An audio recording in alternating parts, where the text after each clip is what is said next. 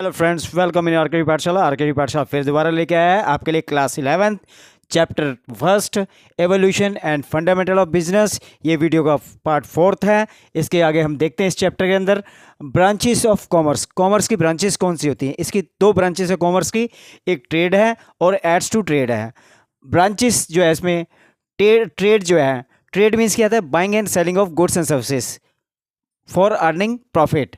And aids to trade, इसमें क्या है? एड्स टू ट्रेड है जो जैसे हम कह सकते हैं वेयर हाउसिंग है, कम्युनिकेशन है, बैंकिंग है, जो सर्विसेज हैं एड्स टू ट्रेड के अंदर आएंगी, वो सारी देखेंगे अभी हम। तो इसके अंदर ट्रेड क्या है? Trade refers buying and selling of goods and services with the aim of earning profit. Trade क्या करता है कि गुड्स को बाइंग एंड सेलिंग करता है, उसका पीछे मोटिव क्या होता है? Earning profit. अब क्लासिफिकेशन ऑफ ट्रेड, ट्रेड को दो कैटेगरी में बांटा गया है। इसमें क्या है? इंटरनल ट्रेड है और एक्सटर्नल ट्रेड है। इंटरनल ट्रेड को हम होलसेल ट्रेड, रिटेल ट्रेड यहाँ पर कह सकते हैं। इसके अंदर कौन कौन से आते हैं? और एक्सटर्नल ट्रेड में एक्सपोर्ट, इंपोर्ट और एंटरपोर्ट आता है। ठीक है, तो इंटरनल ट्रेड क्या होता है? Buying and selling of goods and services within the geographical area of the country, ये हो जाता है। एक्सटर्नल ट्रेड क्या होता है? External trade buying and selling of goods and services beyond the geographical area of the country. Now we are discussing auxiliaries to trade, transportation and communication, banking and finance, insurance, warehousing, advertising. These are the auxiliaries to trade. Transportation, communication. Transportation playing important role for distribution of goods and services from one place to another place, and communication conveying the message, conveying the order, and banking and finance. Banking is an institution those provide the loans accepting the deposit of public, and finance is the lifeblood of business. Finance is required for the business. Now here insurance is playing important role.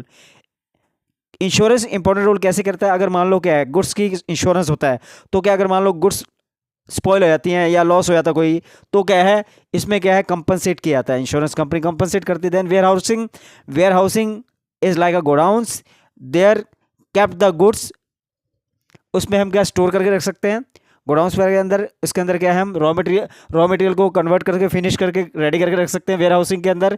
Advertising क्या होता है? ये जरिया होता है, ये process होता है conveying the message to the society और in the public for goods and services. हम अपने प्रोडक्ट के बारे में बता सकते हैं ऐड के through. Then business risk, each and every business can contain risk.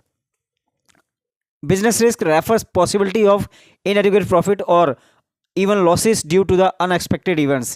कह रहा है बिजनेस रिस्क में क्या होता है कि इसमें कई बार अनएक्सपेक्टेड लॉस, अनफेवरेबल कंडीशन हो जाती है, जो हमने सोचा होता कई बार नहीं होता, प्रॉफिट नहीं हो पाता, लॉस हो जाता। तो this is called business risk. Two types of risk, pure risk and speculative risk.